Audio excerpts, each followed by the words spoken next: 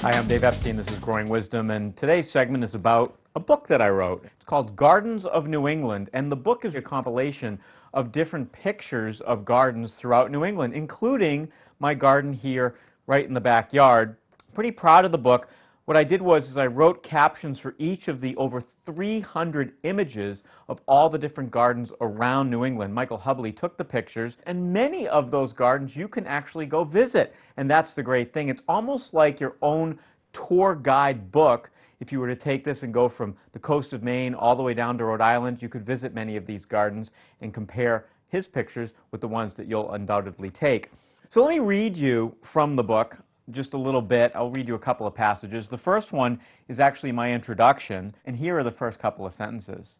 I remember as a young boy growing up in Portland, Maine, taking a path through the woods to my grandmother's house. The walk just took 15 minutes, but it always felt longer. Along the way, I would see raspberries, ferns, and wildflowers. I would stop at a small pond before traversing the rest of the way under the dense shade of the majestic oak trees. To me, this world was magical, all this life, these colors, these sounds. Finally, I would run through to a local farmer's vegetable garden into Nana's back gate. The first flowers whose names I learned were the beautiful purple-bearded irises behind her house. They brought me a lot of happiness. So that's just the introduction. And then there's also captions with each of the pictures. Here's one that I particularly like. It's called Enter Here, and this is from York, Maine. To garden is to create art.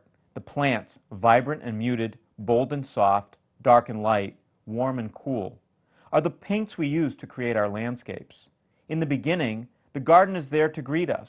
When we leave, it's the last thing we see. From the smallest cottages to the largest mansions, our flowers, trees, and shrubs set the tone for the places we live and work. And I hope this book helps you set the tone for where you live and work. And perhaps you'll learn a few things about gardening and incorporate some of them into your own yards and your own space. Again, it's Gardens of New England. If you'd like an autographed copy of the book, send me an email at dave@growingwisdom.com and we'll work that out. Or you can just go online. You can go to twinlightspublishing.com, or any of your favorite booksellers will have the book. Again, Gardens of New England. Thanks for listening. I'm Dave Epstein for Growing Wisdom.